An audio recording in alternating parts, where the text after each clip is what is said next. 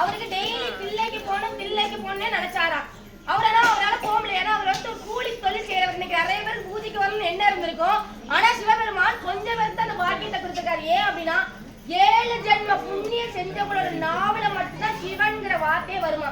நம்ம எந்த சாமினாலும் கும்பலாம், ஆனா 7 ஜென்மத்தோட புண்ணியத்தோட பலன் மட்டும்தான் சிவன்கிற வார்த்தை நம்ம நாவல வந்து உட்காருமா. ருத்ராஜன் நம்ம கழுத்துல வந்து உட்காரு. அது எல்லாமே சிவபெருமான் கொடுத்த பாக்கியம். அந்த திருநாளை போவார் ஒருத்தர் இருந்தவருக்கு என்னன்னா தில்லைக்கு போக அந்த ஓனர் அந்த அலத்தோட அவர் வந்து ஒரு நெல் வயல்ல வேலை பார்த்தாரு. அதோட ஓனர் வந்து அதுக்கு விடல. அவர் வந்து விடமாட்டேன்னு சொல்லிட்டாரு. அப்போ அவர் சொல்வார் எப்படியாவது தில்லைக்கு போகணும், என்னடா பண்ணன்னு கேட்டு அவர் காலில் போய் விழுவாராம். அப்ப 40 வேலி, 40 வேலினா 1 ஏக்கர், 40 ஏக்கர் 1 வேலி. அந்த காலத்து கணக்கு 40 வேலினா எத்தனை ஏக்கர் நீங்க கணக்கு பண்ணிக்கோங்க. அத்தனை ஏக்கர் நிலத்தை நீ என்னைக்கு உழுது அந்த நெல்லை இந்த பூமியில கொட்டுறியோ அன்னைக்கு போய் தில்லையில போய் சிவபெருமான பாருன்னு சொல்லிட்டாரா. இது நடக்கிற காரியமா? அவருக்கு எவ்வளவு நாள் ஆசை? 1 ஏக்கர் உழுறதுக்கு எவ்வளவு நாள் ஆகும்?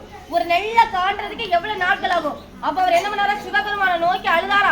அப்பா உன்னை காண எனக்கு பாக்கியம் இல்லையா, நான் உன்னை காணவே முடியாதுன்னு அழுதப்ப அவர் அப்படியே படுத்திருந்தப்ப அந்த நெல் வயல் எல்லாம் பசுமையாகி அந்த 40 வேலி நெல்லுலையும் சிவபெருமான் நெல் களஞ்சியத்தை உருவாக்குறாராம். அந்த மக்களே பார்த்து அவ்வளவு பேர் வணங்கி சிவபெருமானோட தில்லைக்குள்ள எல்லாரும் போய் தில்லைக்கு அப்புறம் எல்லாருமே அந்த ஓனரே தில்லைக்கு வாங்க எல்லாத்தையும் நானே கூட்டு போறேன்னு போய் அங்க ஜோதியா சிவபெருமான் முன்னாடி திருநாளை போவாருங்கிற ஒரு நாயன்மார் ஐக்கியமானாரு. அவர் பாடின பாட்டு தான் என்னப்பா நல்லவா பாட்டு.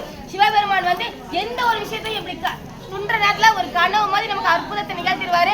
அதற்கு தேவை என்ன? அந்த அவர் எப்படி ஒரு பக்தி வச்சிருந்தாரு, எப்படியாவது நான் தில்லையில போய் அவர் பாப்பா, அவர் தரிசனம் வேணும், நான் அவரை காணணும், அவரை பார்க்கணும், அந்த உறுதி இருக்கு இல்லையா, அந்த உறுதி நம்ம எல்லார்கிட்டே இருந்தாலும் கடவுள் நம்ம முன்னாடி பிரதர்சனமாகி நமக்கு காட்சி கொடுப்பாங்க, நம்ம கேட்கிற எல்லாத்தையும் கொடுப்பாங்க. அந்த நம்பிக்கை மட்டும்தான் நம்ம எல்லாருக்கும் வேணும். சரியா?